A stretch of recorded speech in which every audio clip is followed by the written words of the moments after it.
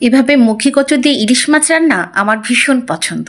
তো চলো দেখে নিই কীভাবে আমি মাছটা রান্না করলাম।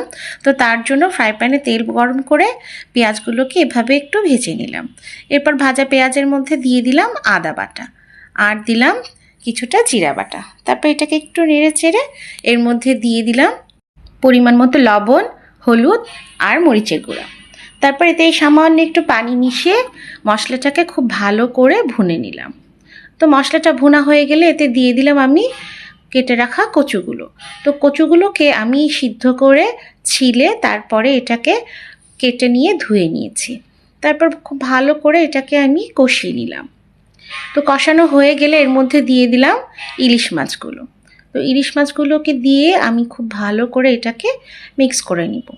তো বেশিক্ষণ নাড়বো না, বেশিক্ষণ নাড়াচাড়া করলে মাছগুলো ভেঙে যাবে। তারপরে এর মধ্যে দিয়ে দিলাম পানি। পানিটা দিয়ে খুব ভালো করে এটাকে মিক্স করে তারপরে এটাকে একটা ঢাকনা দিয়ে ঢেকে রাখবো। তো এটা সিদ্ধ হয়ে যাবে আর কিছুটা পানি কমে যাবে। এই পর্যায়ে ঢাকনাটা খুলে এর মধ্যে দিয়ে দিব একটু ভেজে রাখা জিরা গুঁড়া। তারপর এটাকে ভালো করে একটু নেড়ে দিব, দিয়ে কিছুক্ষণের জন্য রেখে দিব। তো ঝোলটা কমে এলে নামিয়ে পরিবেশন করব মজাদার মুখী কচু দিয়ে ইলিশ মাছ রান্না। তো আমার ভিডিওটি ভালো লাগলে তোমরা কিন্তু লাইক, কমেন্ট, শেয়ার করতে ভুলো না। ধন্যবাদ সবাইকে।